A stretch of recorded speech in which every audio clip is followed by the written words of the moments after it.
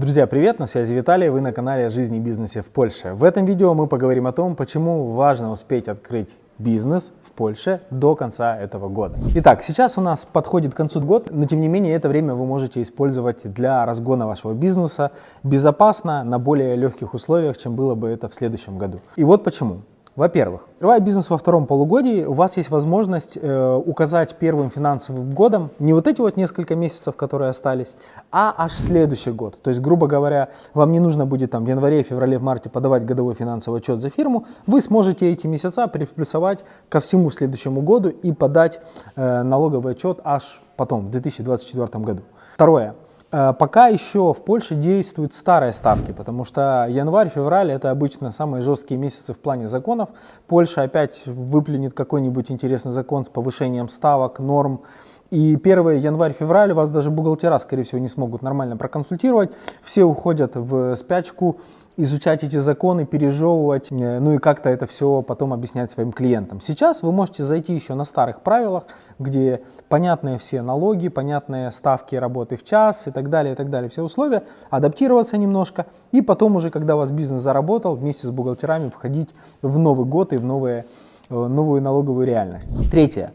Если вы собираетесь брать в будущем кредиты, лизинги на фирму и так далее, то обычно кредиторы, они спрашивают ваш годовой финансовый отчет, ТИТ, да, то есть они хотят посмотреть, сколько денег компания заработала в прошлом году и вышла ли она в плюс. И в какой плюс?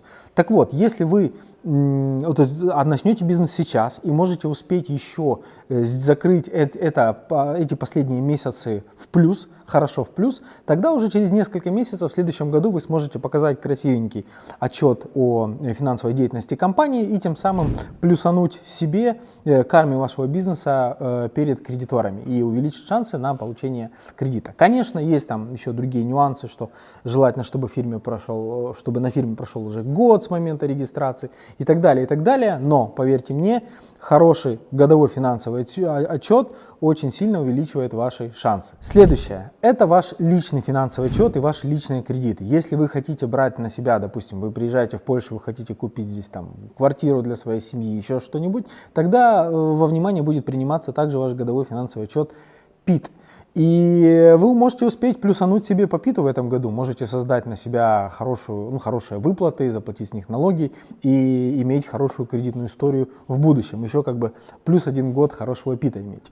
И последнее, это высокий сезон на все предпраздничные штучки, шняшки и продукты. Соответственно, если ваш товар, ваш бизнес связан с вот этим высоким сезоном, который будет длиться там до 20-х чисел декабря, сейчас есть возможность еще успеть открыться, легализировать свою деятельность и успеть нормально напродавать, нормально на вот этот высокий сезон. Потому что январь, февраль, обычно во многих нишах идет спад, и потом как бы подъем начнется уже вместе с весной.